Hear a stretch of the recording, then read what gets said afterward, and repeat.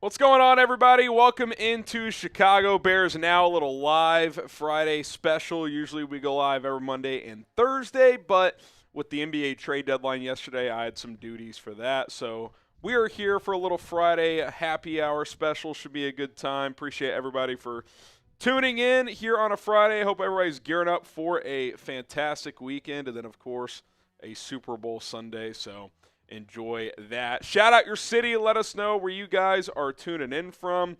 We'll get some shout outs here. Dante saying smash the like button. Shout out to Dante. What's up, Austin? Jess says Harrison do it thwop. What does thwop mean? Is that like new lingo, Colin? THWAP? Is that like a TikTok thing? I haven't seen it personally. Thwop. Okay. Define thwop in the chat if it's PG-13 or cleaner. We got Jess in Pullman, Jacob in Henning, Illinois, Naperville from Dillon, Grand Rapids is where Dante is watching. Josh is in Vinton, Iowa. Chet in Vegas. Joseph, Fayetteville, North Carolina. We got Alan in Chicago. Clamp in Jersey. Ryan in Florence, Italy. I went to Florence a couple years ago. Had an absolute blast. Eastside Chicago from Darien.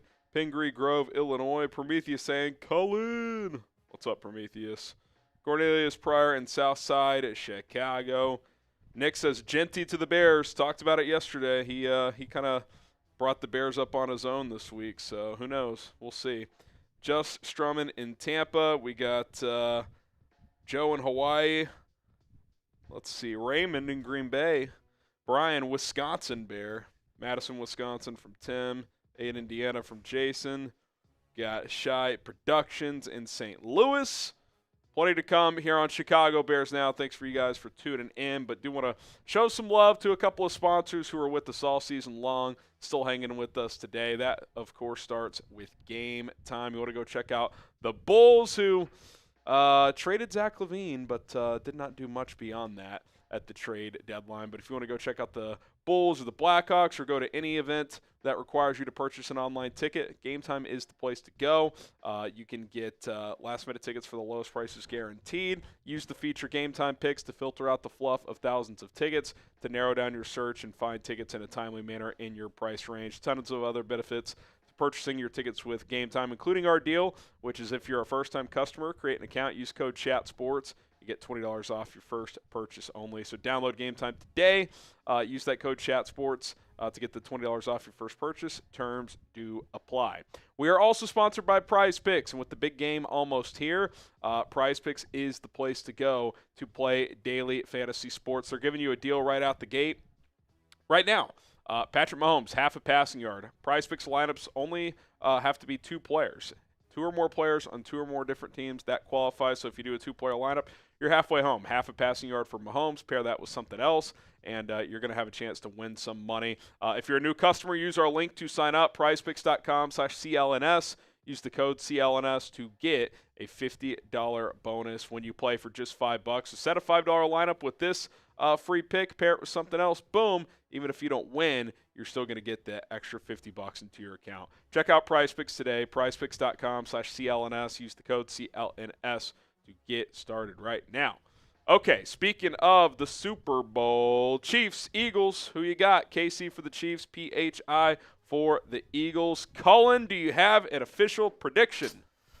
Yeah, I'm going, I guess, chalk with this one. I got the Chiefs winning it. In terms of an actual score prediction, I'll say Chiefs 31, Eagles 27. I had Chiefs 31-24, so we're very similar there.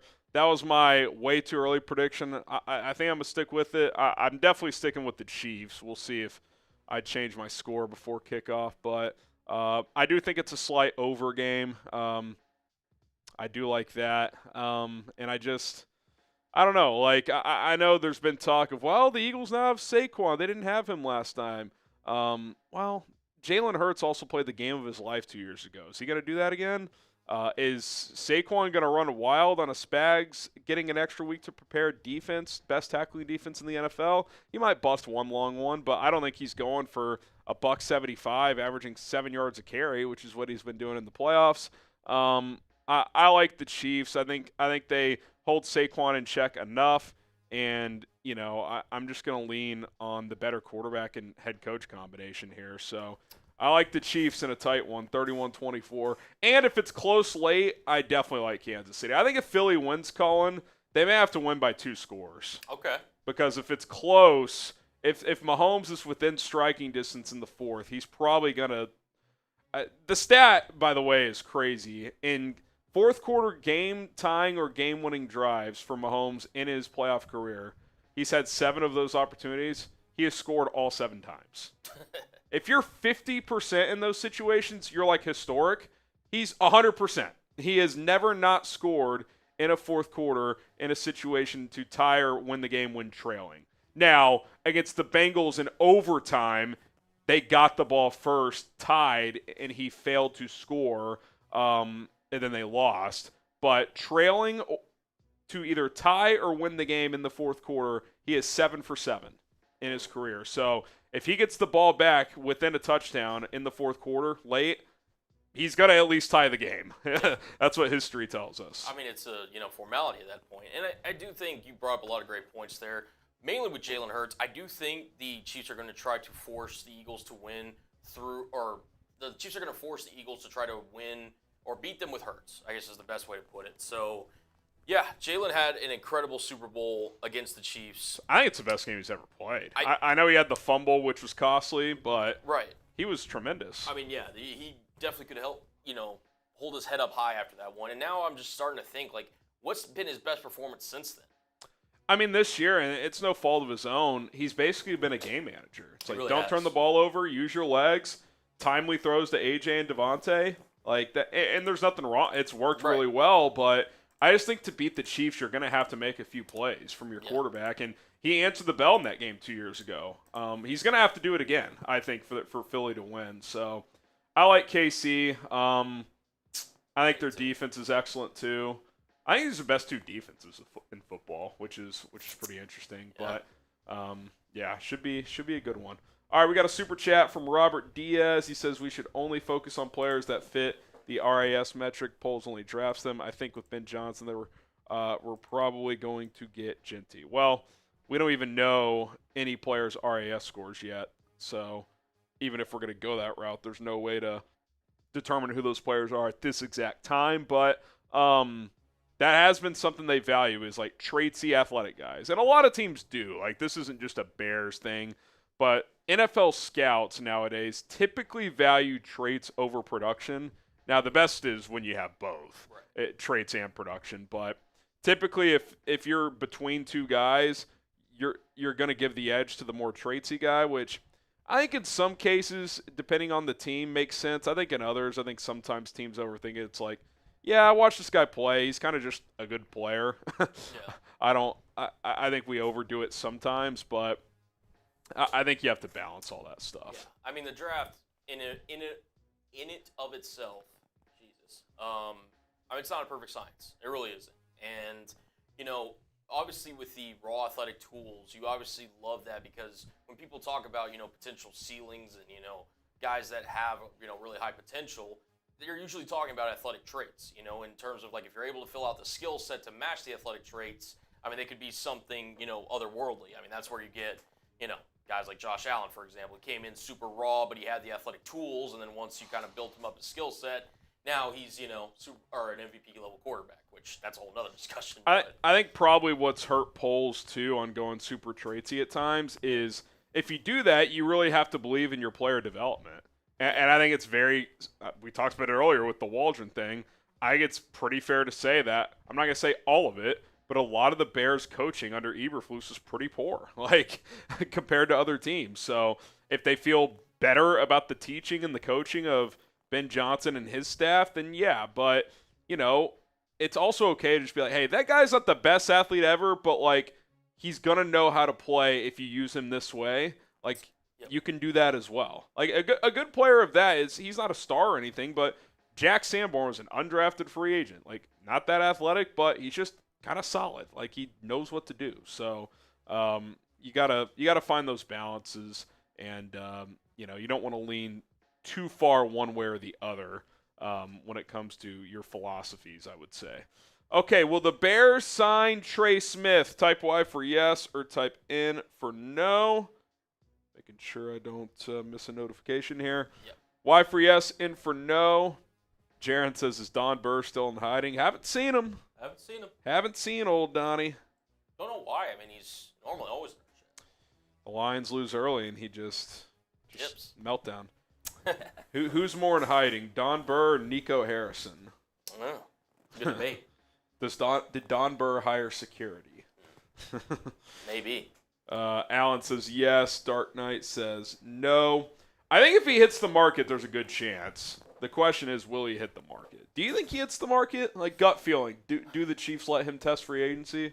I honestly, and I don't want to be like a downer, I think if he hits free agency, I think the Bears have a damn good shot of getting him. Yeah, I agree. I just don't think he's going to hit the market. Yeah, I think it's 50-50. Like, 2 months ago, I would have said they're not letting him hit the market. There has been some reporting, though, that would suggest that he could.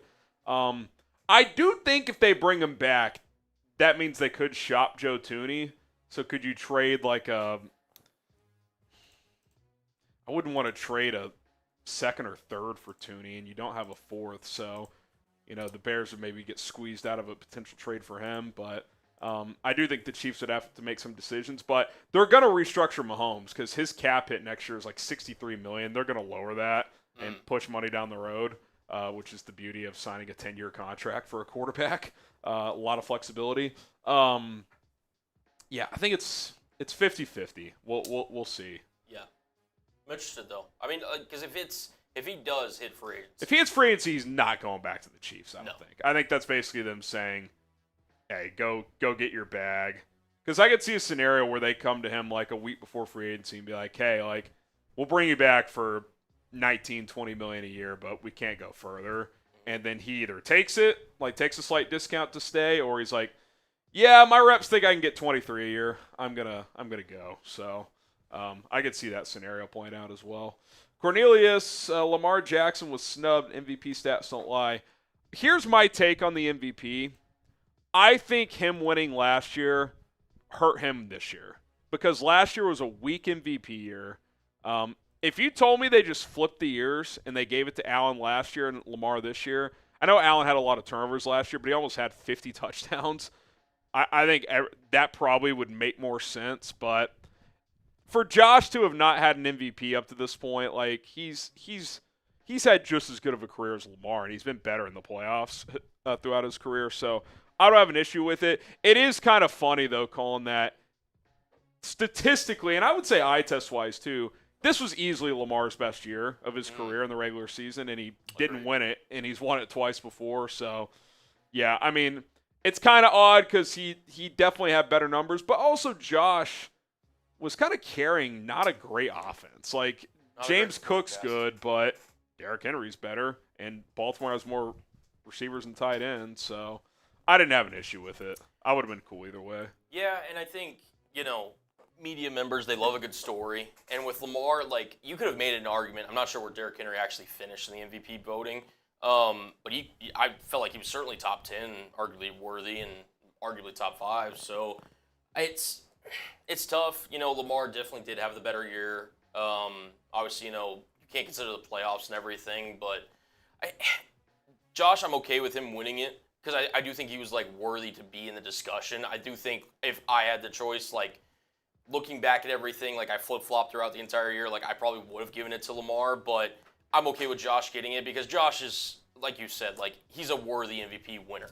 Yeah, like I kind of felt the same about the Heisman, honestly. Mm-hmm. Like Travis Hunter is easily the most impressive player, playing that many snaps, being dominant on both sides. Ashton Genty also carried a team to the playoff by himself, essentially, so I wouldn't have had an issue either way. I kind of feel the same here. Like, you could have given it to either one. It was a much stronger MVP year this year. I mean, I think Saquon this year would have won it last year. That's how poor of an MVP year it was last year. Agreed. Burrow, too. I mean, you had 4 guys this year that were better than Lamar, how he played last year, who won it. So yeah. Also, separate discussion. Will we ever get another non-quarterback to win the MVP award? I don't think we can. I think it's unlikely, but if you get a Saquon type season in a year like last year, right. Because we're only a year removed from not having a great QB year. Right. Until I see it, I mean, because what was it? Adrian Peterson was the last non-quarterback. Is that 2009? I believe so. Don't quote me on that. That sounds right. Because again, Saquon, I believe, definitely could have won here. I'm pulling up good old Wikipedia. Yeah. So 2009? It was 2010? Adrian Peterson 2012. 2012. Was that when he rushed for 2,000? Yeah, came within however many yards of breaking the all-time record. Yeah. I mean, yeah, and before that, it was LaDainian Tomlinson back in 2006. So, I mean, it just feels like a quarterback award, man. Yeah, it is. I will say this, and the voters have done a smart thing. Offensive Player of the Year goes to a skill guy. Now, I know quarterbacks can win that, but they typically give that to a skill guy now. So yep. at least you've got that. All right, hit that like button if you love the Bears and if you're ready for the show to get rocking and rolling. We got a lot to get to here on a Friday, so smash that like button. We got 400-plus people watching. Appreciate you guys tuning in. Here's what is on today's slate here on Chicago Bears Now. We got the latest Bears news and rumors. The Bears have hired another coach, so we'll dive into that.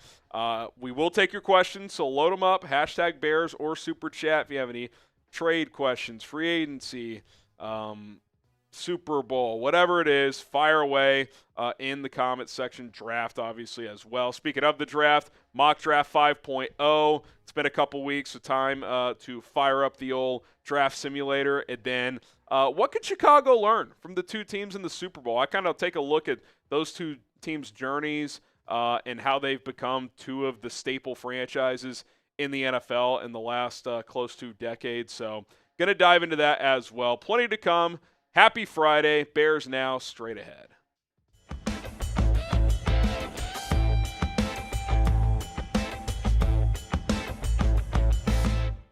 I'm Harrison Graham. Welcome into Chicago Bears Now, where we publish daily Bears content for free. A couple of topics I want to hit on today. The latest buzz on Trey Smith. What is the Chiefs' impending free agent going to do this offseason? Obviously, his next thing he's going to do is try to win a Super Bowl. And then the Bears have hired another coach. We will talk about who that is toward the end of the video. Let's start with Trey Smith here. Is there more Chicago buzz, the Chiefs' free agent to be? Obviously prepping for the Super Bowl. Brad Biggs expects the Bears to be in on Smith in NFL free agency. Of course, ESPN's Jeremy Fowler has said that. PFF has suggested that as well. It's not a surprise. The Bears have money, the Ryan Poles connection. They have cap space. We'll talk about it all here in just a second. But want to remind you guys to subscribe to the channel for free. We cover the latest Bears news, rumors, major storylines, everything else in between. We go live usually every Monday and Thursday, this week on a Friday due to the NBA trade deadline. Big breaking news, we're live as well. Hit the subscribe button. Turn on notifications. We got you covered here on Chicago Bears Now. Okay, Brad Biggs saying this via 670 The Score, quote, back in the fall, the expectation was that there was no shot that Trey Smith would get out of Kansas City, but the thinking there has shifted. Basically saying there's no chance that Trey Smith would hit NFL free agency, but now people in NFL circles do think that there's at least a decent chance that he could hit the open market. I think it's pretty clear with all the reporting, just the obvious needs that the Bears have, the connections to Trey Smith. I think he's a clear plan A. Like, if he hits the open market, they're going to swing, and they're going to swing hard at Trey Smith. And that should be their plan A. Now, obviously, you have to have a plan B, C, contingencies. Do you shift to a different position on the offensive line if he doesn't become available? All of those are scenarios that these teams are working through with their free agency profiles and all that stuff. If you watched the Giants' Hard Knocks last year, they go through all these scenarios. All these teams do it. But I do think, I'll put it this way. I'd be shocked if he wasn't their plan A based on what we've heard and what's just logical at this point in time. This has been a contract that I projected for Trey Smith in the last couple of weeks. 5 years, $110 million, $22 million per year, $70 guaranteed. The highest paid guard in the NFL makes $21 per year. The highest guarantees ever has been $60. And look, you might say, Harrison, that's an overpay. He's not the best guard in the NFL. No, but he's probably a top 10 guard. And when a player of this caliber hits the market, you overpay. That's just how it works. And, Ryan Poles has been meticulous, and he's tried to avoid overpaying. I think you got to pick your spots. I think this is a spot where you swing and you swing big. And if you have a line for him, you might be willing to extend that line a little bit because it's just such a massive need, and he's so far and away the best player available at the interior offensive line in this free agency class, assuming he does hit the open market. You just have to be willing to pay and to pay big because it's beating a dead horse. We'll continue to talk about it, but this has just got to be handled. You've got Darnell Wright. He's a good player. Braxton Jones you can live with for another year. But you got 3 starters to fill. Like, even if Tevin Jenkins does come back, he's going to miss time. Coleman Shelton can be serviceable, sure, but you'd like to upgrade. Matt Pryor, nice story. He's a backup. Trey Smith, you plug him next to Darnell Wright, you feel really, really good about that right side, and then you start plugging away elsewhere with more reasonable free agent contract deals or guys in the draft. It just feels like the Bears are ready to pay up. You feel the momentum. You feel like, okay, Ben Johnson comes in here, going to have a vision. Ryan Poles knows Trey Smith. He wants to get paid because he's a 6th-round pick and has made no money in the NFL. I say no money. He's made a few $1 million, which compared to you and me is good money. But he was a guy that should have been drafted on day 2, but due to a heart issue that popped up, it scared some teams off. Has not been an issue at all in the NFL. Now he hits the open market, potentially, unless the Chiefs re-sign him, and he agrees, to potentially get a massive, massive payday. If you want Trey Smith, get involved in the comment section below. Type me right now. It's going to cost. I don't care. You got the money. It's time to get a big-time player on this offensive line and to build this unit out. All right, coming up next, the Chicago Bears have hired another coach to this coaching staff as we're getting closer and closer to Ben Johnson having his staff completely filled out, as they've been meticulous but also timely enough to get this staff filled. We'll tell you guys who that coach is in just a moment. But first, do want to tell you guys about our sponsor. Ticketing partner of this show is Game Time. Get out of the house. Go to a concert. Go to a comedy show. Go to a sporting event. The big game coming up on Sunday for anyone who's going to be in the area. If you're looking to get last-minute tickets for the lowest prices guaranteed, Game Time has you covered. Use the feature Game Time Picks, which will filter out the fluff of thousands of tickets and narrow down your search from potentially hours to just a few minutes. What it'll do is kind of show you several bubbles within a venue of different prices, and you kind of figure, okay, this is in my price range. Boom, click, shop, check out. You are good to go. You can toggle on all-in pricing, too, when you're surfing. That way you don't get surprised at checkout. You'll know exactly how much you're paying for those tickets in real time.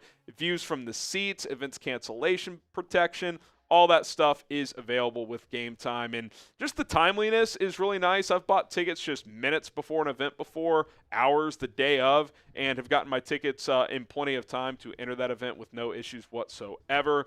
And if you find a better price in the same section and row on a different ticketing service, show that to Game Time. They will lower the price that they are showing for you for the ticket in their app. That way you get the best deal available. So download Game Time today. Use promo code CHATSPORTS to get $20 off your first purchase only. Terms do apply. Last minute tickets, lowest prices guaranteed. What time is it? It's Game Time.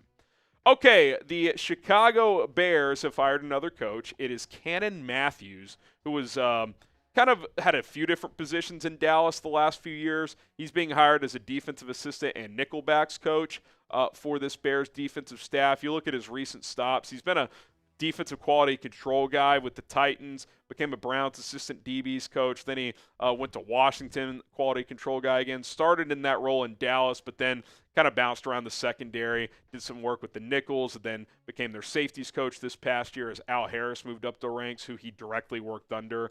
So this kind of feels like an Al Harris hire, who's the defensive pass game coordinator for Dennis Allen's defense. This seems to be his guy, so they've worked together the past 5 years in Dallas. And we talked about this when Al Harris was hired, but the ball production that the Cowboys secondary, you wouldn't think about it like over the years, like Cowboys secondary, second in the NFL in picks since 2020 when Al Harris and Cannon Matthews joined that staff under Mike McCarthy. I think it's like 83 picks in that time, something like that. I'd have to double check the number, but they've been very, very productive on the back end, aggressive-minded corners, and I think that's what the Bears have personnel-wise, which makes me really excited. And this guy will be working with Kyler Gordon as the Nichols coach, and we've already heard this new coaching staff rave about Kyler Gordon. Ben Johnson mentioned him. Dennis Allen mentioned him. Like, this is a player it feels like the Bears have identified as someone they think can flourish in this defense, which makes me wonder if he could be a contract extension candidate.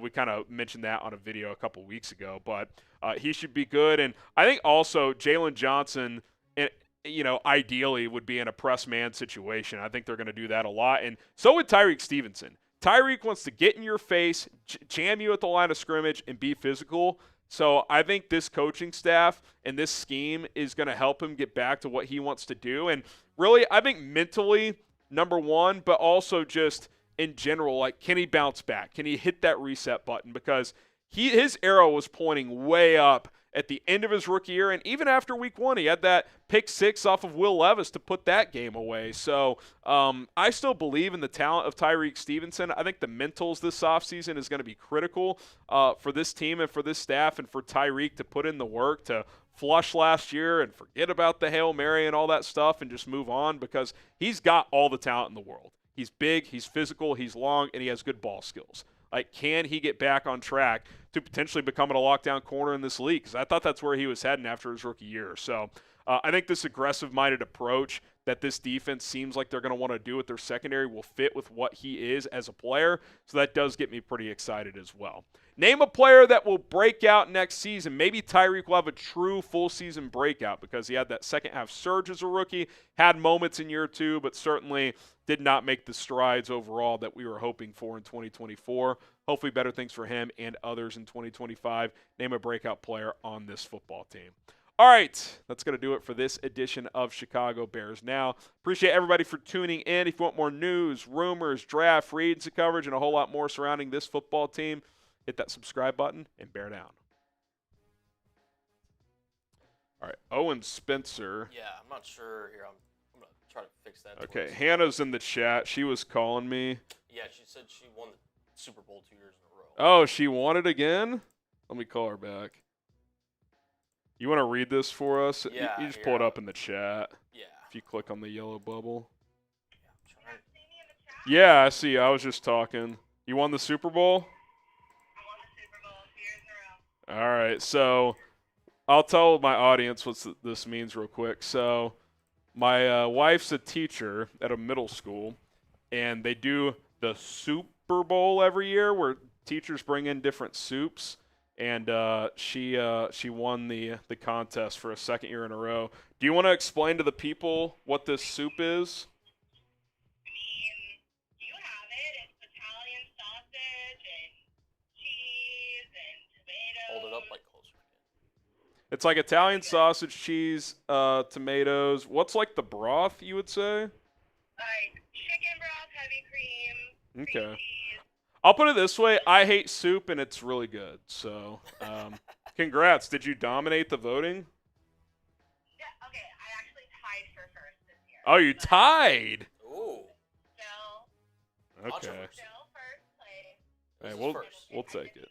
I didn't tie with Rachel, and he's really He's in upset. shambles. Okay.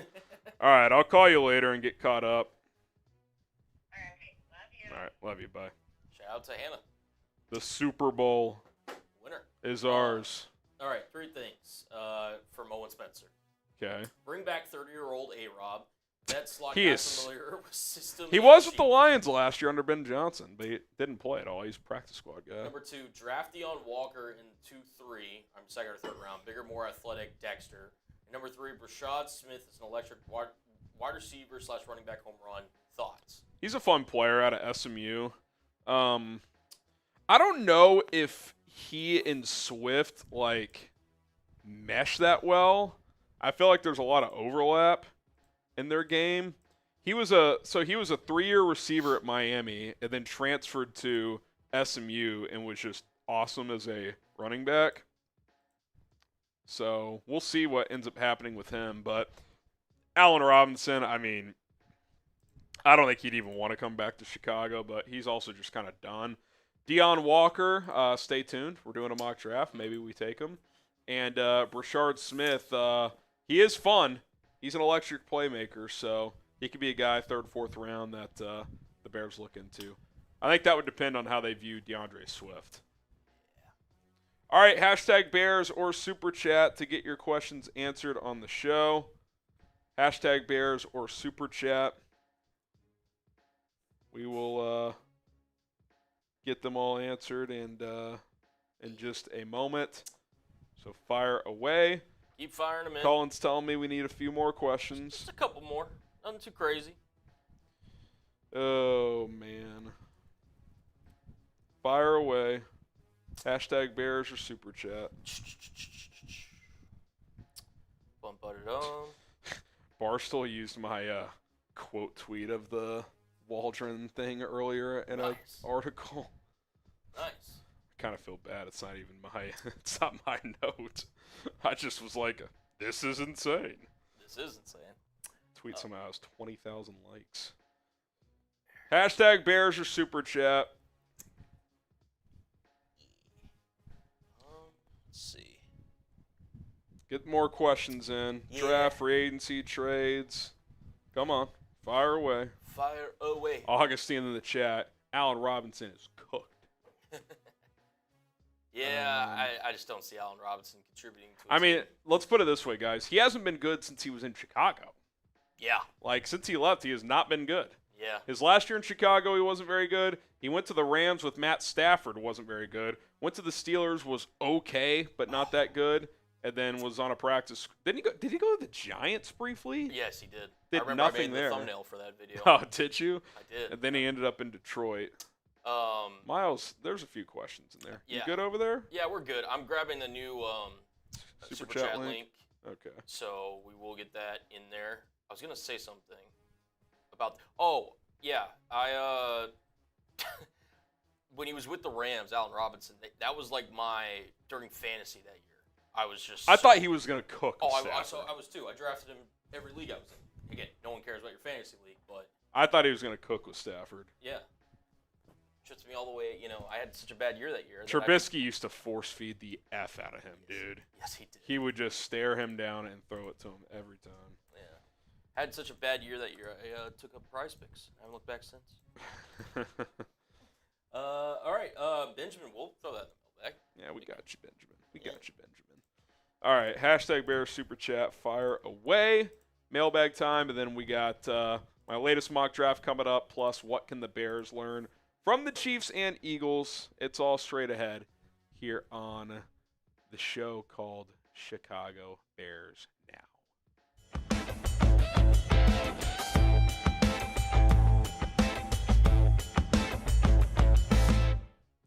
Mailbag time here on Bears Now. I am Harrison Graham. Buckeye Bear kicks us off. Eddie George mentioned that Chicago likes both Ohio State running backs. Who would you rather have? So, Eddie George, who we briefly talked about this on an episode the other day, but we'll talk about it again. Remember, he interviewed for the Bears head coaching job, which was probably just a Rooney Rule thing, if we're being completely honest. But he said he had a great experience, first class, all that stuff. So, good on the Bears there. He did say that both Quinshon Judkins and Travion Henderson were on their board, was the word they used. I don't know if they showed him some draft board or running back pecking order, whatever the case may be. But both of the Buckeye running backs are guys I'm interested in. A little bit different flavor.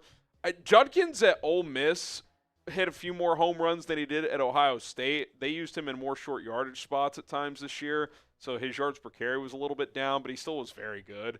Travion Henderson, obviously the play that stands out there is that screenplay he took to the house against Texas at the end of the first half. So he's got the ability to catch the ball. I think Judkins can too, to be completely honest. They just didn't do it a ton. What I like too is that neither of them just took too many carries this year, right? Like, for example, we all love Ashton Genty. 378 carries this year. Like, that's a lot of potential wear and tear. Henderson had like 40% of that. Judkins had like half. So these guys should be fresh as rookies. And I think both in that third-round range, number 72 pick. I think 39-41 could be a little rich, but could depend on how the combine goes. Pick a running back. Who would you rather have? Would you rather have Judkins or Henderson? Type QJ for Quinshon Judkins or TH for Travion Henderson. Benjamin, I know this is a pipe dream, but Trey Smith and Quentin Nelson. Not sure why that got cut off. I would say you're going to have to trade for Nelson unless the Colts cut him, which I guess I can look real quick at his over-the-cap situation if he were to get cut. I don't know why the Colts would want to cut him or trade him. If they cut him, they do save $10 million. If they trade him, they save 10, but they also eat 12. You'd have to trade for him, I'd say, and give a pretty good offer. I probably would not do that. But Trey Smith for sure, and maybe get a Kevin Zeitler or Willie Fries or someone like that. The Kanye Glazer, what a name, especially after what we saw today. Would you rather sign Hollywood Brown for cheap or just try and get whatever you can out of Tyler Scott? I mean, if Hollywood Brown comes at a reasonable price, like if you can get him for like $7 million, I'd probably just do that. And I like Tyler Scott, and maybe this coaching staff will view him very differently, but he couldn't even get on the field last year. So Hollywood Brown's at least a proven commodity in this league. Obviously, this year he missed most of the year with an injury and has been, he's come back and hasn't been a huge factor for the Chiefs, but we know what he brings to the table as a vertical threat and a guy who in space can make things happen. But yeah, if the price is reasonable out of those two, I would rather have Hollywood Brown be my number 3 receiver. Subscribe to Bears Now if you're looking for more free content. If you want your question answered, we go live every Monday and Thursday here on the channel. Chicago Bears Now by Chat Sports is the place to go, so subscribe today for more Bears content. Alan Melendez, any news on Ian Cunningham? The latest was that they requested to interview him. This is as of filming Friday. Not sure if and when that interview is taking place. I would assume he's going to take the interview, and maybe he already has. But that's where it stands. There was internet rumors that it's his job to lose. Who knows if that's the case, but obviously if he does get the Jags GM job, the Bears would net 2 third-round picks, one this year and one next year. Oh, dude, do you see a scenario where Tev comes back? His last interview seems like he wants out. I would call it a long shot. The scenario would be this. He hits free agency. The market isn't as good as he likes. First wave comes and goes. Maybe he and the Bears revisit. There's still an open guard spot, and they get him on a team-friendly 1-year deal. I don't see it beyond that a scenario really playing out. It only takes one team. I think there's always desperate O-line teams. Some team will give him some money. And, look, I hope he gets paid because he's put in a lot of work. He's done his best to stay healthy. He just hasn't stayed healthy enough. And we know what the type of player he is when he is healthy. But I just feel like new coach, he's a free agent. I think the Bears are going to pivot here. We are sponsored by Prize Picks here on Chicago Bears Now, the big game. If you want to get in on the action and talk trash with your buddies, last football game of the year, get signed up with Prize Picks. Go to prizepicks.com/CLNS. Use the code CLNS and play your game today. You set lineups of 2 or more players as long as it's two players on at least 2 different teams, regardless of sport, and you are good to go. That's right. You can have a basketball player in your lineup with a football player, with a soccer player. 2 or more players qualifies for a lineup. You pick more or less on those stat projections that Prize Picks provides, and if you hit, you win money. It's very, very simple. How about a free pick to start one of your next lineups? I like 2-player lineups. They're easier to hit, and I'm halfway home here. Half passing yard from Mahomes, pair that with something else. Boom! You are going to win some money. So check out Prize Picks today. Right now you can win up to 1,000 times your entry on certain lineups, which is absolutely incredible. $10 can turn into $10,000. And if you use our link, prizepicks.com/CLNS, and use the code CLNS if you're a new customer, you're going to get $50 when you set your first lineup for just $5. Win or lose that $5 lineup, you're getting $50 for free into your account to play with. So check out Prize Picks today. Link is in the comments and in the description of the video. Wasim Khan, who changed his profile picture recently, what do you think of Jared Wilson, Georgia, for a center? The Eagles have to save us from Kermit, Kelsey, and Taylor Swift. I know I'm in the minority. I actually would like to. Here's my take on the Chiefs real quick. I want to see the three-peat and then have them lose early next year, but that's neither here nor there. Jared Wilson, I want to see what his athletic profile is at the Combine. He feels like a third-ish round pick at center, so we'll see. I don't know if he's a plug-and-play day-one starter, but could he be a guy like if you brought back a Coleman Shelton, right? on a 1-year deal. You sign Wilson to be his backup, and then he takes over in 2026. I could see a setup like that.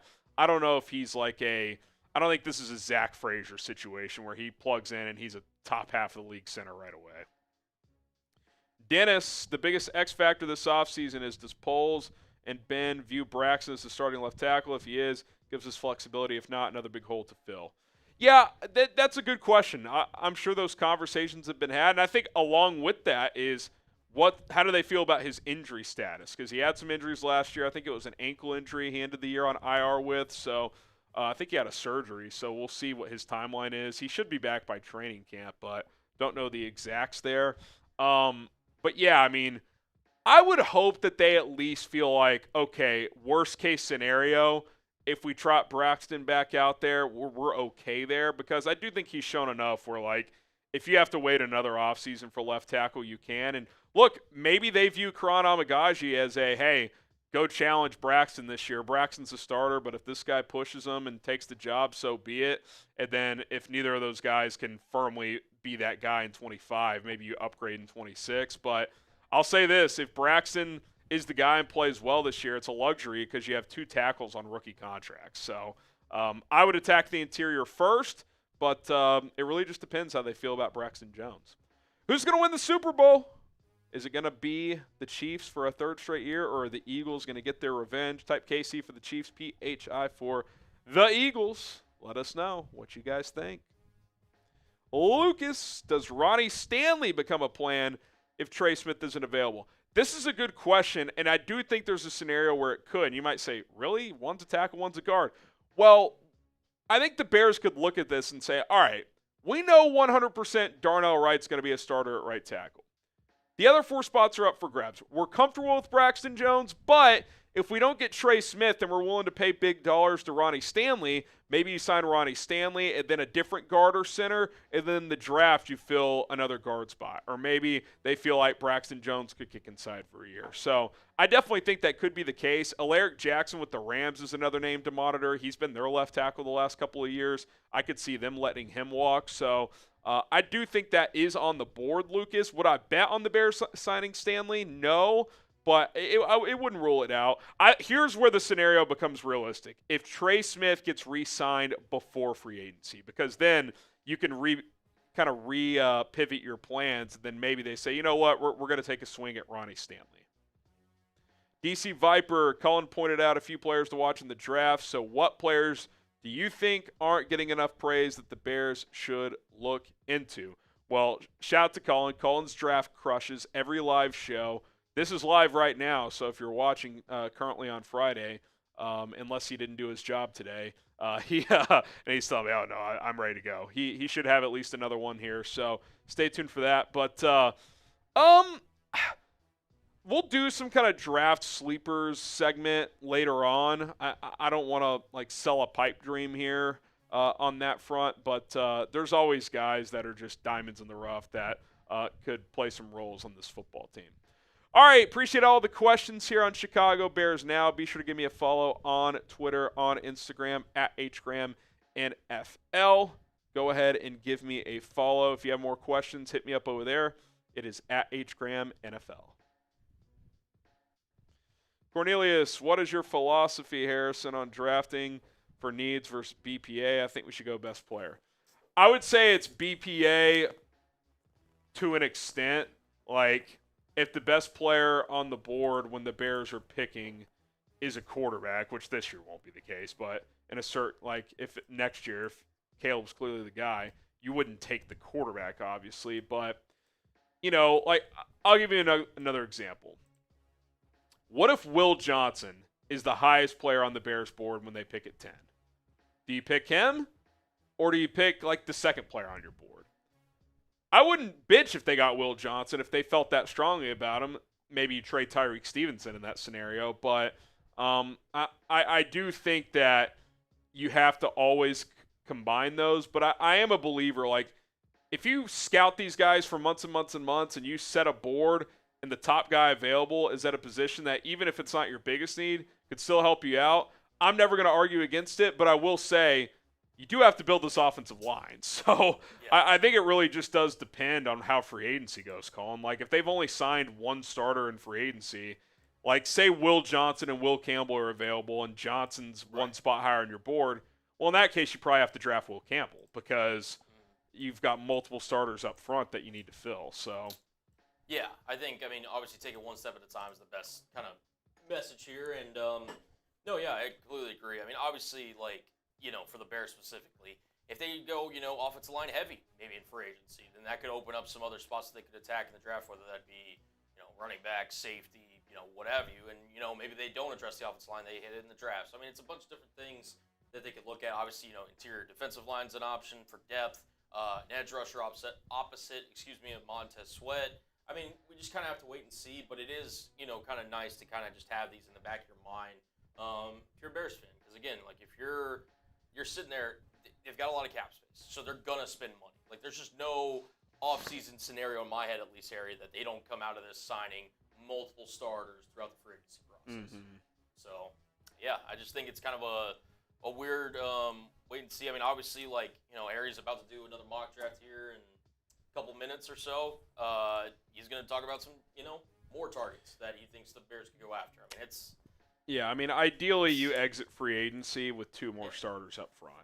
And you enter the draft with 3 to 4 starters, that being Darnell Wright, the 2 new guys you signed, and then Braxton Jones with an asterisk like, hey, depending on how the draft falls, he could still be our left tackle. Or if we take one of these but left tackles early on, maybe we trade Braxton later in the draft, or he's a swing tackle this year, or whatever the case may be. So I want to enter the draft with at least 3 surefire starters on the offensive line.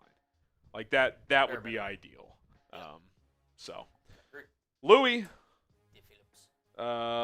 Smith, Dahlman, Zeitler for $44 million combined. Sign, I think you mean Tim Patrick for cheap. Trade 2 1s for Myles Garrett, 39, 41. Offensive tackle, defensive tackle, 3rd running back, later rounds.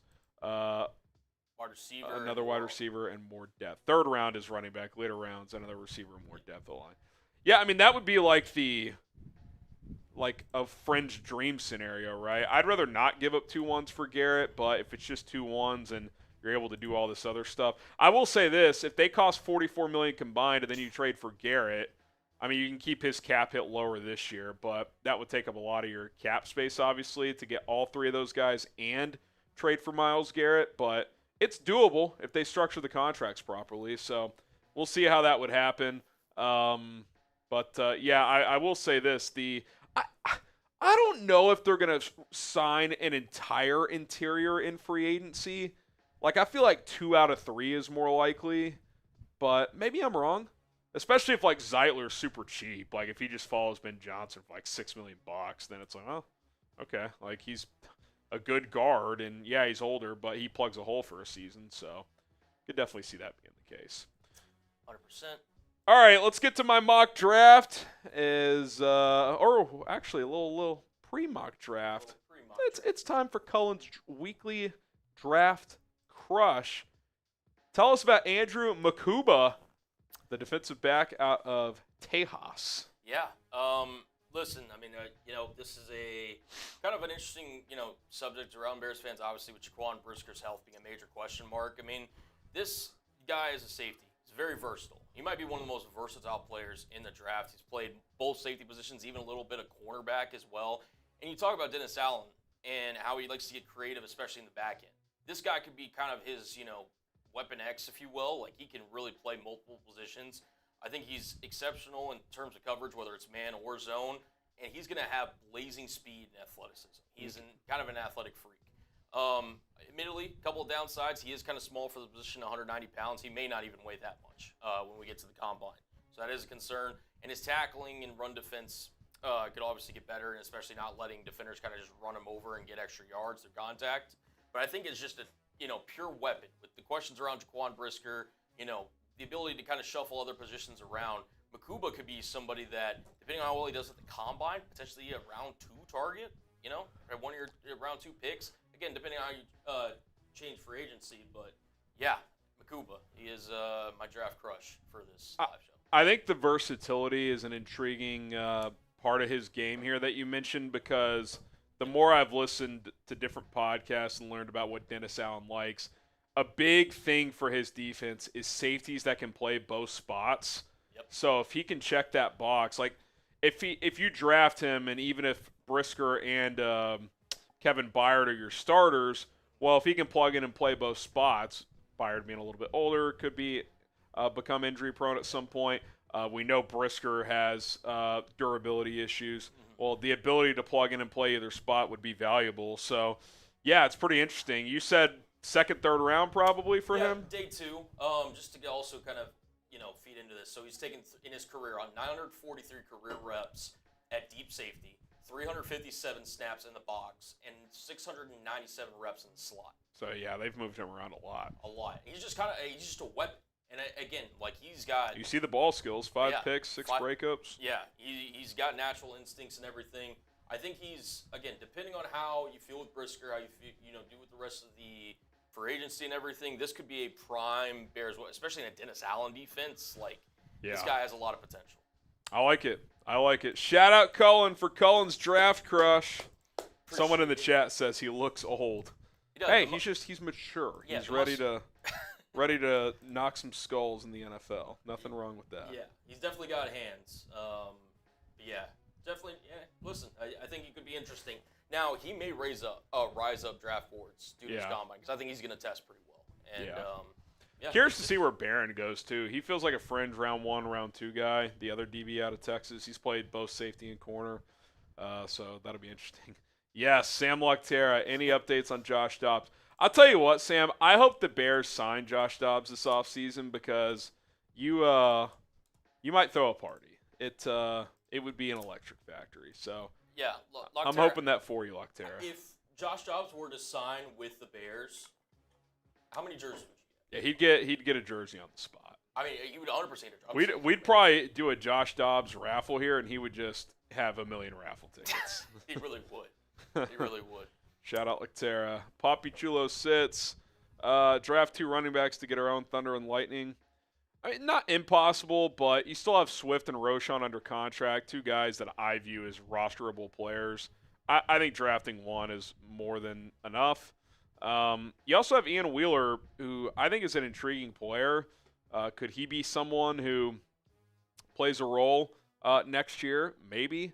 Obviously, he's tore his ACL in the preseason, but until proven otherwise, and I know some people think Swift gets traded. I don't think he does, because A, I don't think he has a ton of trade value, and B, I still think you can get juice out of him. I think he's here. I think you draft someone to pair with him, and I think Roschon's the third back. That's my opinion, but obviously got to see how it plays out. All right, now it is mock draft time, my 5th mock draft of the year, as we are, about 2.5 months away. We will catch up on any other super chats following this segment, like our guy Jared Robert Diaz, so stay tuned for that.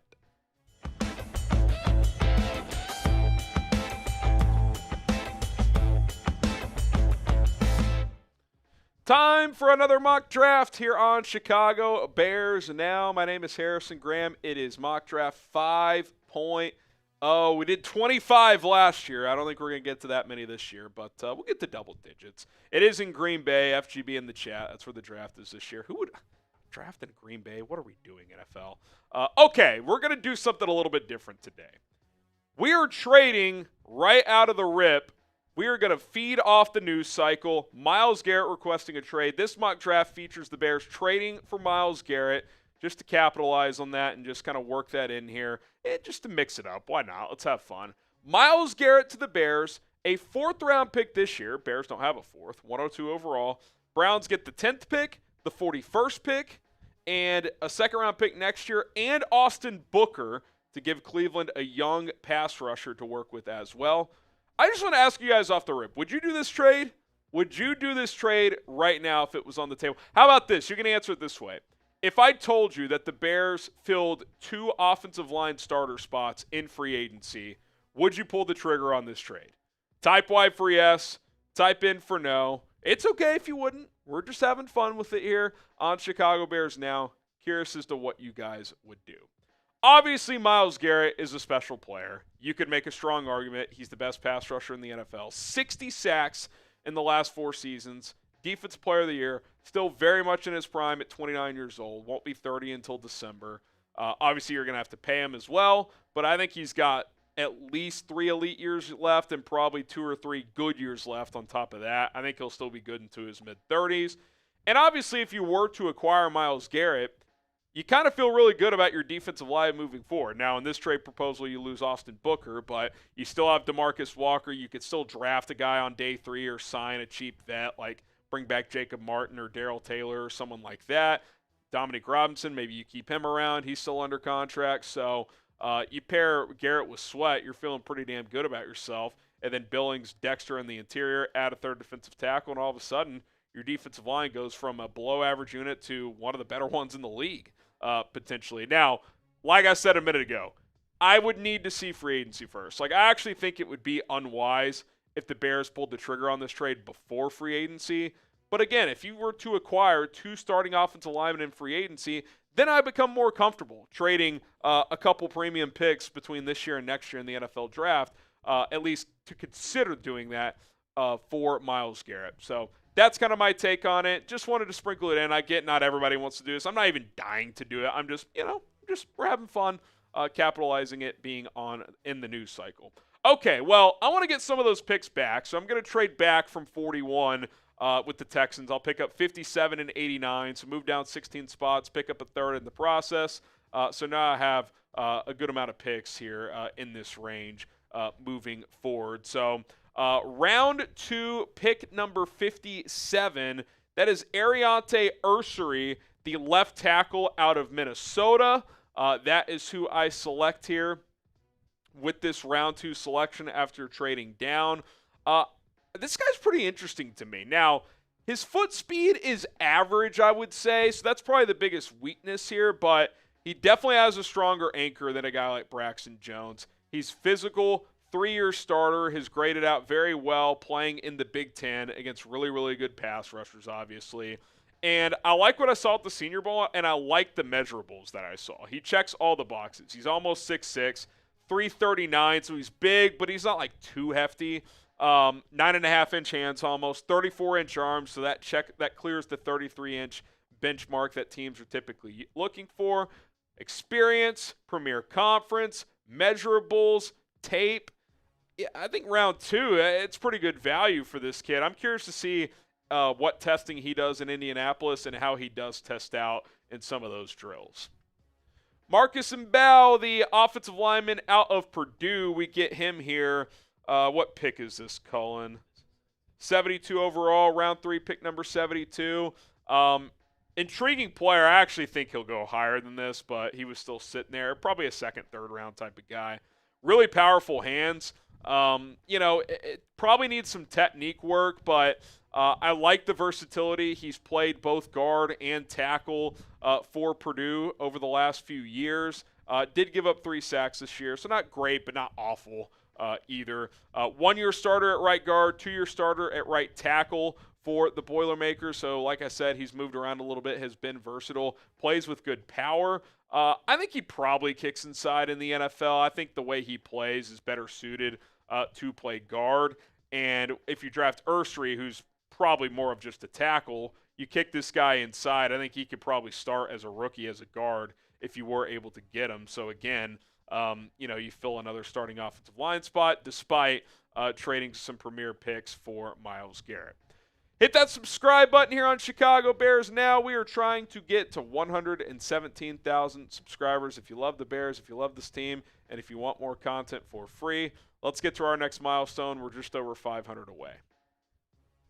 All right, round 3, pick number 89. It is Deion Walker, the defensive tackle out of Kentucky, who I think is arguably the most fascinating prospect in the draft this year, certainly one of the more polarizing. I see scouts' takes on him all over the place. Some are like, this guy is like, he should go round 1. Other guys are like, he sucks. I think he's from what I've watched so far, he is a physical specimen that needs technique work. I mean, you look at his measurables, 6'7" and a quarter, 340, but moves very well. Over almost 11-inch hands, so he packs a punch with his handwork there. Super long arms as well. I mean, this guy was built in a lab because he's pretty quick as well. But the technique, the pad level. Remember, that was the thing with Javon Dexter coming out. His pad level coming out of Florida wasn't great. In his rookie year, that was very hit and miss, but it improved in year 2. A lot of similar things with Deion Walker, but probably even a little bit more raw. Something that's interesting here, too, is he does need to fix some of that technique, but with good coaching, I think that can happen. He had 1.5 sacks his first year, 7.5 his second year, and then back to 1.5 this year. So I'd be curious what a scout's take on that is. Like, is that a byproduct of scheme? Is that a he regressed? Sacks sometimes can be a misleading stat, but to jump 6 sacks and then to fall 6 sacks year over year, certainly bizarre. But the physical traits alone probably get him drafted on day 2. And if he's sitting there middle, late, third round, I mean, that's a swing worth taking, especially if he wouldn't have to start, which for this team he wouldn't. He could be that third guy behind Andrew Billings and Javon Dexter. We're sponsored by Game Time here on Chicago Bears Now. If you want to check out the Bears next season, once tickets drop, get your tickets with Game Time. The best ticketing app out there is Game Time. I use them all the time. Sometimes my wife and I wake up on a Saturday and like, hey, you want to go to a concert tonight? How about a comedy show? You want to go see who's at the local comedy club tonight? And, pull up the old Game Time app, surf around, filter on Game Time picks, which helps filter out the thousands of tickets available for these events, and find tickets in a timely manner. Purchase them in a matter of minutes, and you'll get them digitally sent to you in a matter of a few more minutes. It is very easy, very painless, and very timely when you get your tickets with Game Time. Can't recommend them enough. Got my dad some playoff tickets last year. He really enjoyed that experience and got the best price available with Game Time. Used to feature all-in pricing as well, so you're not surprised at checkout with potential fees that you may get hit with. Check out Game Time today. Use or download the app, create an account, then use promo code ChatSports if you're a new customer to get $20 off your first purchase only. Terms do apply. It's Game Time. What time is it? Game Time. All right, round 4, pick 102. It is DJ Giddens, the running back out of Kansas State, who is a pretty fun player. I want to say, I'll have to double check this, I think the first mock I did during the season, I may have taken DJ Giddens. I think that's right, so I'd have to go back and look. You guys could go check it as well. He's pretty fun. I feel like he's not getting talked about a ton through this draft process, maybe because he wasn't at the Senior Bowl, who knows. But I think in that round 3-4 range is where he'll go. He's listed at 6'1", 210. I'll be curious to see where he actually measures in at the combine. But physical player. He catches the ball pretty well as well. Didn't get a ton of reps there, but when he did, he was able to show off that. And they used a second running back a lot too, so for him to have over 1,600 all-purpose yards is pretty impressive. And again, I just continue to say, I think somewhere in the second, third, fourth round, if they end up with a fourth-round pick, that this team is going to draft a running back, that they are going to pair someone with DeAndre Swift. Ben Johnson is going to try to replicate his David Montgomery, Jahmyr Gibbs situation in Detroit, at least to the best of his ability. Slide Roche on down to RB3, and then you have Ian Wheeler and whoever else competing for maybe a fourth running back spot on the 53-man roster. I just think it's going to happen. It's too good of a draft to not take a running back at some point, and I just think the Bears need a running back. So when you combine those two things together, not drafting one would be kind of silly. Name a running back you want the Bears to draft. Who's someone out there you want?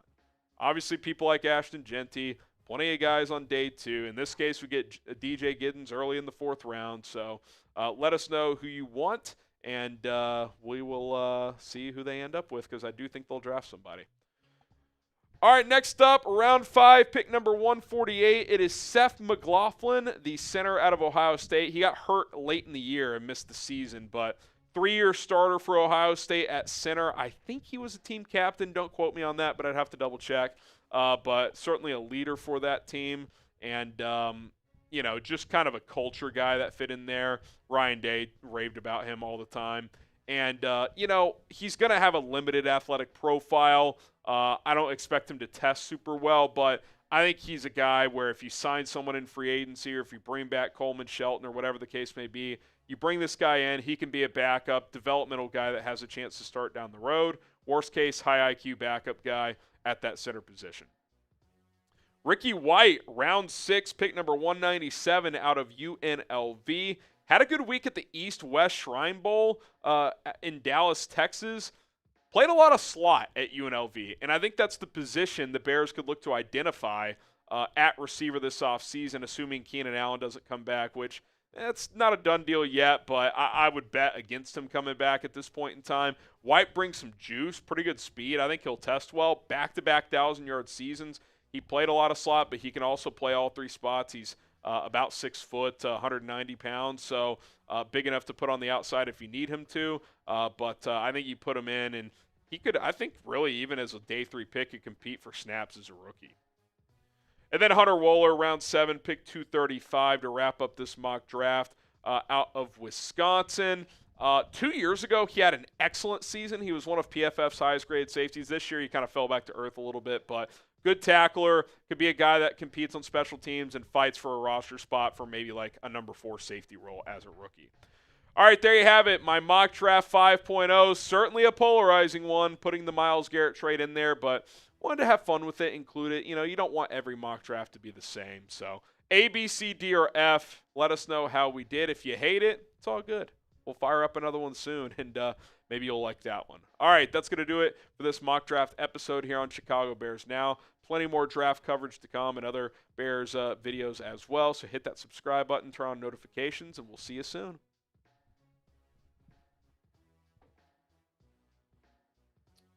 I don't think they were liking the Myles Garrett trade. No. It's all good. A lot of no's. Which, by the way, I'm not sitting here acting like, oh, you got to do that, but hey, you know, you had to throw some out. You had to try it. got to have some fun, man. Yeah. It was definitely mixed reaction. For sure. Let's see. Victor says, Harrison, that's a D. Is that a D as in a doom? That's a do. Turtle says, nope, not at all. Sorry, Harry. It's all good, man. It's all good. Cornelius gave me an A. A+ from Amen. Ooh. Cornelius, Prometheus. Let's go. All right. You get a super chat. Yeah, we did get a super chat. That's right. Then we got one more Seggy to go. Yeah, we do. Oh, this is an interesting one. The news with Jared Robert Diaz. Thoughts on 2026 prospect Adam Maxson as a backup long snapper. He's been rising up draft boards. I'll tell you this much. I have not done any film study on long snappers. Harry, I don't know about you. This feels like a troll, but maybe it's not. I'll just be blunt. I have never watched a long snapper in the pre-draft process. That's just me being honest. Have you? I cannot say that I have. However, Dennis, that's funny. If y'all want me to, maybe for Monday, a little long snapper draft crush for the Bears. Do we have to? Why for yes and for no? Turtle said it's Matt Pryor's brother. Adam Maxson or someone else? Or are you saying that's you, Turtle? Cornelius says, God, no. No one wants the long snapper Cullen's crush. Oh, Dennis goes, Bears need O-line. Poles takes long snapper. That's good stuff. He said it was a joke. Okay. All right. Hey, you know what? You had us fooled. You gotta laugh. All right. That's good stuff. Long snappers are UDFA by default. If they drafted a long snapper, I would crash out. All right, let's do our final segment here. Super Bowl Sunday is upon us, and you know what? We're gonna see if Ryan Poles and the Bears can learn something from these two teams teeing it up on Sunday. So let's talk a little Chiefs-Eagles and what's made those teams so good, and whether or not the Bears can learn a thing or two from these teams. Happy Super Bowl Sunday, everybody. This is Harrison Graham from Chicago Bears Now. The Chiefs and the Eagles set to duel it out tonight in the Super Bowl. And I just want to know, can the Bears learn something from these two teams? Obviously, the Chiefs have been the standard of the sport for a while. The Eagles, though, have been pretty damn consistent. Some would argue the standard of the NFC for the better part of a decade. So we'll kind of talk about their journeys, what makes these teams and franchises so great, and what the Bears can learn from these two teams. And maybe, just maybe, they're learning something already. Who's going to win? Who you got? Get your predictions in. Casey for the Chiefs, PHI for the Eagles. If you want to do a little extra credit, get a score prediction in there. I got the Chiefs 31-24. I think Mahomes finds a way, but you guys let me know who you got in Super Bowl 59. With that being said, let's dive into today's show.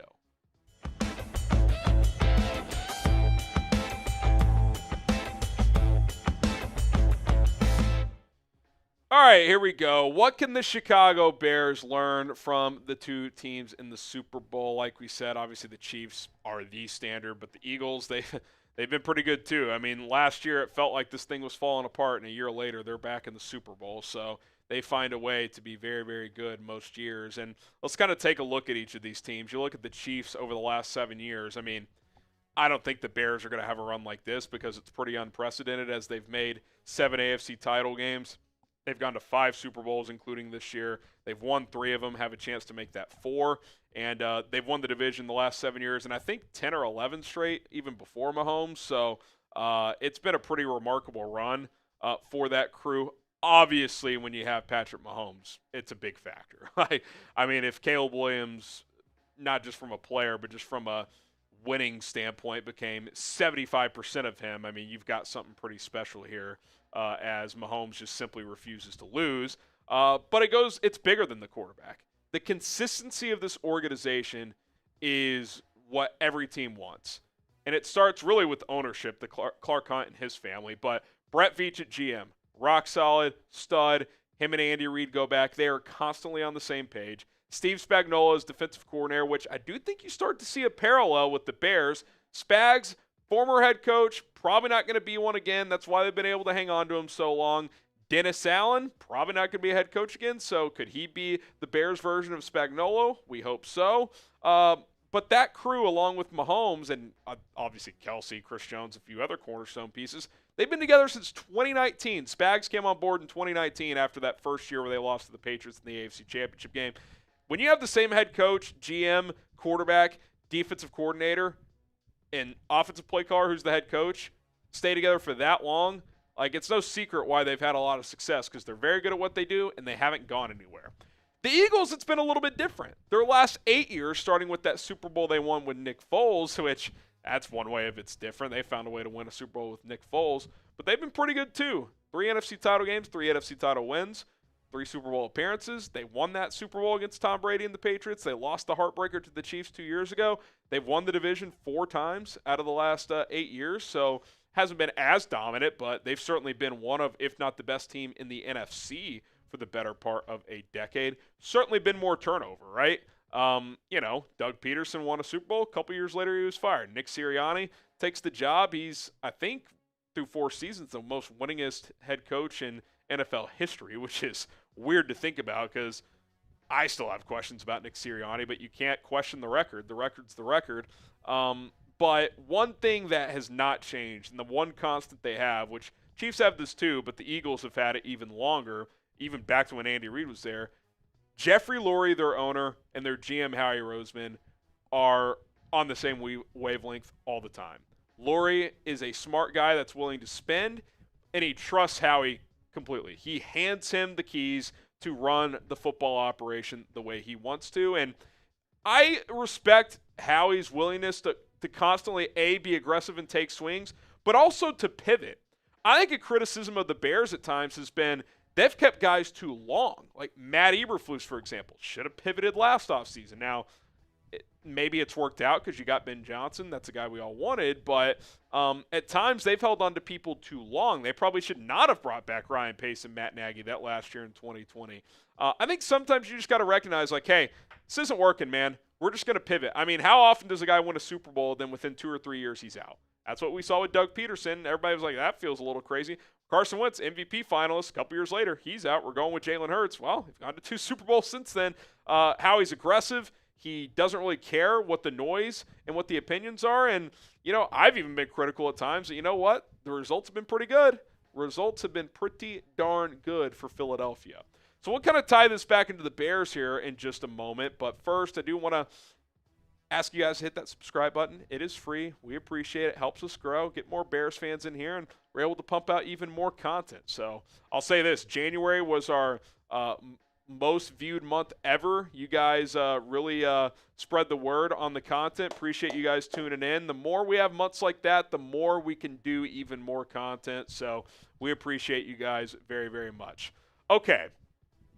Kind of a point I made a minute ago is, and I'll kind of expand on it, is A, not willing to pivot earlier, but B, they've never had that alignment. That's a word we've used with Chicago all the time. It's like the GM and the head coach are on different timelines, or the head coach and quarterback are on different timelines, which technically that part has happened again. But I did understand the appeal of keeping Ryan Poles in the sense of, okay, if Ben Johnson wants to work with him, if you're going to keep them, then you need to line these guys up for a while. This can't be 12 months from now you fire Poles because it's like, you're just doing the same thing again. Ideally, Ryan Poles, Ben Johnson, Caleb Williams, Dennis Allen are here for at least the next 3 years. Like, that would be ideal. That's the Chiefs model where the 4 most important football guys in the organization stay the same. That is the ideal scenario. Now, it's hard to do that because a guy might not do as good as his job, or he might get a head coaching job, or whatever the case may be. But it does feel like they're at least trying to go for that. Like, it feels like some things are changing. Another example of things changing is they paid Matt Eberflus $6 million per year, which is cheap as hell for an NFL head coach. Ben Johnson's making $13 million. So it does feel like George McCaskey is now fully embracing, hey, checkbook's open. Kevin Warren thinks that's what it needs to happen. Ryan, go get it done. Let's go get some big-time free agents like a Trey Smith. Let's go pay Ben Johnson because to get a big-time coach, that's what you got to do. So that's exciting on the surface. Obviously, we got to see it turn into results, but the Chiefs and Eagles are very aggressive. They're willing to spend, and they have key figures and key positions, more so in Kansas City, but a few in Philadelphia for years and years and years and years and years that really know what they're doing. Okay, coming up next, an NFL legend, one that we've already mentioned, praises Ben Johnson. That's exciting to think about for this team moving forward. But first, I do want to tell you guys about our sponsor. It is PrizePicks. Shout out to PrizePicks for sponsoring today's show at prizepicks.com/CLNS. Use the code CLNS to get a $50 bonus when you play your first lineup for just $5. Doesn't matter if you win or lose that lineup, which is 2 players or more, as long as there are 2 players on 2 different teams, you are going to get a $50 bonus into your account for free, more money to play with. The way PrizePicks works is simple. You set lineups of 2 or more players and pick more or less on the stats available. You could do like receiving yards or points in basketball or runs in baseball when baseball comes back, goals in soccer or hockey, combo stats, all kinds of stuff. Fantasy score is another one. And for the big game, it is time for that. Half a passing yard, Patrick Mahomes. You pair that with something else. I like 2-player lineups, so you're already home with this one. Here's one part of your lineup. You pair it with something else. You hit, you win, boom, you cash out. Billions of dollars in earnings already given out to PrizePicks customers. You should be one of them. Available in more than 30 states. PrizePicks.com/CLNS. Use the code CLNS to get that $50 bonus when you play for just $5. Okay, Andy Reid. Kind of on his own. He was talking about a couple other coaches, and then toward the end, he kind of just off the cuff brought up Ben Johnson. He said, I've enjoyed watching the Lions this year and the job their offensive coordinator did there. Now he's the head coach at Chicago. I will say this. This has not just been an Andy Reid thing. And I'm not talking about fans. Like, fans are always excited, whatever the case may be. We always, convince ourselves it's going to be even better than it probably should be because it's what fans are. We're fanatics. We want to hope for the best, right? But I will say this. For the first time in a long time, it does feel like important people in NFL circles are believing in the Bears' direction. I saw Matt Bowen, who played in the NFL. He works for ESPN. He thinks the Bears are building a staff that could be one of the best coaching staffs in the NFL. That's pretty strong comment for a guy who's covered and been around the league for a while. Andy Reid, arguably the greatest coach, certainly offensive coach of all time, is saying he really liked what he saw out of Ben Johnson last year. So we'll see. None of that matters. It's just words. But, I don't remember people when Matt Eberflus got hired like, this guy he's the next Bill Walsh of defense. Like, I was like, yeah, he's a good defensive coordinator. We'll see how he is as a head coach. Like, you didn't get the same amount of juice, especially from important people. This time it kind of feels like, yeah, maybe, just maybe, this will work out with the staff that Ben Johnson's building, and obviously Ben himself pairing with Caleb Williams. Do you believe in the direction the Bears are going in right now? Type B for believe or D for don't. I'm choosing to be optimistic and believe in it. I think the process has been sound this time. Obviously, we all want results because patience is running thin here. Okay, lessons to learn from these two teams to kind of put it on a wrap. Organizational continuity to a point, right? Like I mentioned the Eagles, they're willing to pivot. But Lurie, Howie, those two are running the team more than anyone. They're not going anywhere, and they haven't gone anywhere. And even when they've had to pivot from different coaches and quarterbacks, they've been able to make it work. I mean, they pivoted off Andy Reid and then won a Super Bowl. So that's pretty telling. Number 2, calculated aggression. Both these teams are aggressive in really both ways, right? Like, I would make a strong argument that trading Tyreek Hill was pretty damn aggressive. Like, overpaying to keep him would have probably been the safer move on the surface, but instead, Brett Veach got a bunch of picks, turned that into Trent McDuffie, George Karlaftis, extra cap space, paid Chris Jones.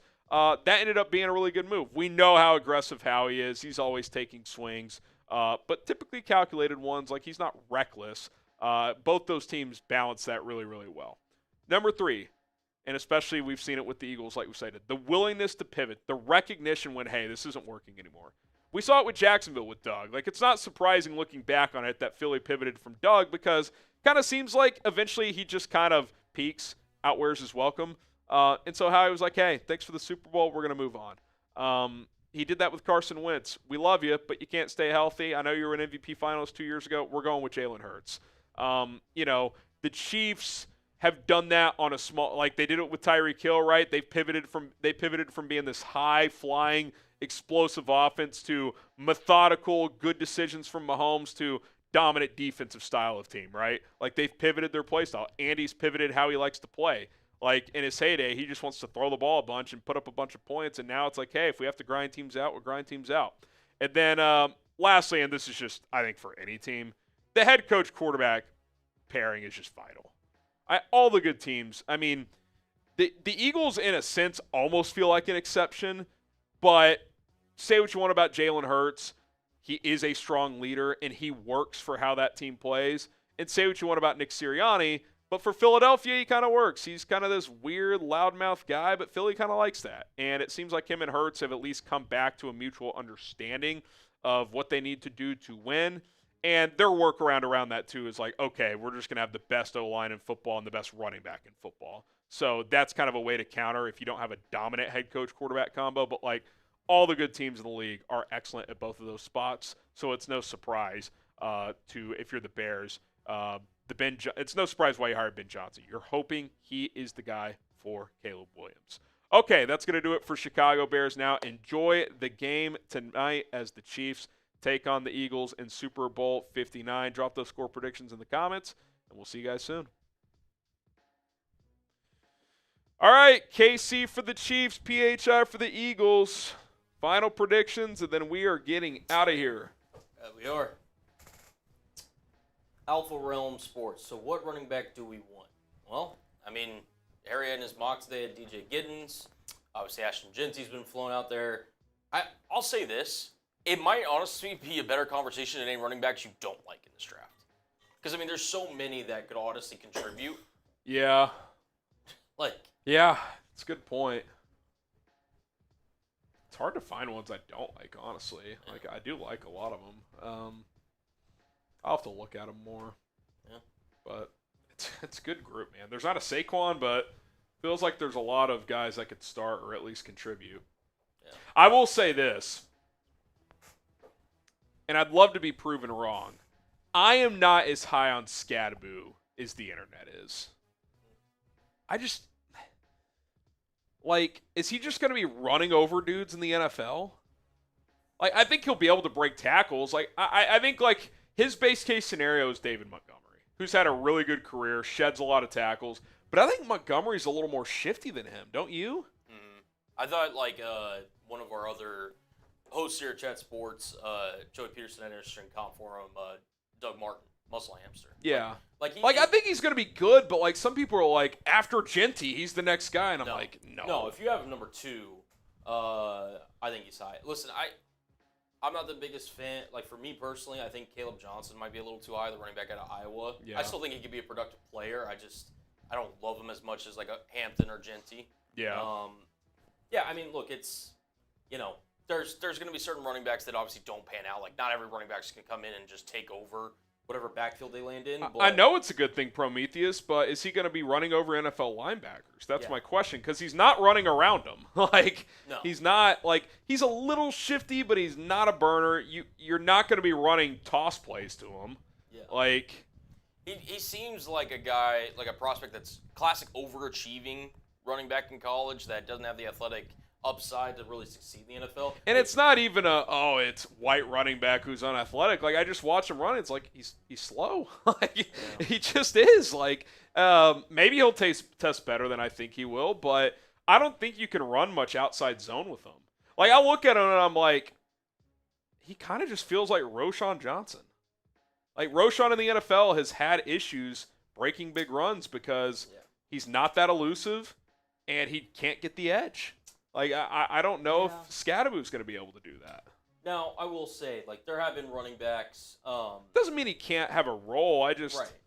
Well, I mean, and we've had successful running backs, right? You mentioned Dave Montgomery. He was a 4.6 4.66, I think. So it's not like it can't happen. Kyron Williams, he's one of the better running backs in the NFL, 4.65. Like, I do think Montgomery, and maybe Scadaboo will test this way. Like, he tested pretty well quickness-wise, if I remember correctly. And you watch him run, he's pretty shifty. Like, Montgomery I remember he had against the Texans as a Bear an 81-yard touchdown.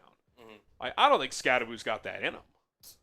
It would have to be like just a bust somewhere. Yeah, like, Montgomery made a guy miss and just shot out of a cannon. Yeah. Like, I feel like he played faster than he tests. Mm-hmm. When I watch Scadaboo, he's awesome, but, like, I remember he had a run against Texas where he broke free, but he got caught at, like, the 20. Yeah. And, like, I'm not, like, doesn't mean he can't play in the NFL, but, like, I want a guy, when he hits the crease, there's a pretty good chance he's going to score. Mm-hmm. Like, that's what I want.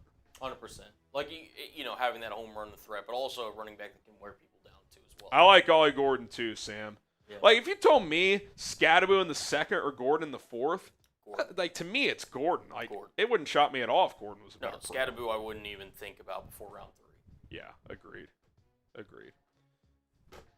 So. Yep. All right, good stuff today, everybody. Enjoy your weekend. Stay safe on Super Bowl Sunday. I know some of those parties can get a little wild, so make good decisions. We will be back live on Monday when the offseason really starts for everybody. Ooh, we got a super. Just came in. Oh, we got a super on the way out. Tony Williams. No, but I agreed with, Tony Williams. As soon as this thing wants to load. Oh, Draft Genty. We'll see. It's not 0%. I don't think it's what the Bears should do in round 1, to be honest. Yeah, as of now, I would not do it. I Could that change based on free agency? I can't completely rule it out, but you would have to land Smith, Dahlman, probably another guard or tackle to like kind of fill in for Braxton Jones, or at least a decent pass rusher. Yeah, like a Chase Young or something. Yeah. And of course this thing. Why? I can just read real quick. Tony says, "I hope Brisker." Oh, now we got another. Now we got two. I hope Brisker's career isn't over. I like him, but he can't keep having these concussions. They said the same thing about Tua. Yeah, I mean, I think the difference is, even though the quarterback touches the ball every play, he's not as in danger because, A, the rules prevent these teams from clocking the quarterback. And two, Tua's not going out to hit people. Like, Brisker's flying around cracking people. Yep. So, he's just going to be susceptible. So, I agree. I hope he plays. Hope he has a 12-year career. But it's worrisome. It's worrisome. I think you have to hedge a little bit there and have a plan B. You have to have a third safety you feel pretty good about, at the very least. Landon Meeks, first-time super. Hey, Harrison, what about Amarian Stud-Hampton? He's probably my number 2 back right now. We'll see if that changes, but I think he's good. I think he could be a 3-down back in this league. Yeah, he's built like an NFL running back. He's built like one, and I think he's got pretty good speed, too. Yeah. Like, he's not a burner, but I bet he'll run in the mid-high 4.4s. Yeah, I think he's a 4.4 guy. I think he can catch the ball well. Yep. Yeah, I mean, I think if you got him and, regardless of who the starter is, I think he'd be a guy that you could give healthy touches to right away. I think the only thing with him that, like, and I watched him a little, like, I'm trying to figure out what his elite trait is. Now, again, he's got a lot of really good traits. Yeah, to me, he's just, like, really well-rounded. Yes. Like, he's Very not balanced. going to run a sub 4.4. He's not going to run you over necessarily to the level of Derrick Henry, but he's physical, right? Like, I just think he's really good. Like, yeah. He's just really good all around, so. All right, we got to get out of here because it's the end of our day and Colin and I still have stuff to do, but appreciate you guys for tuning in. Hit that subscribe button. We'll see you guys soon. Enjoy the Super Bowl.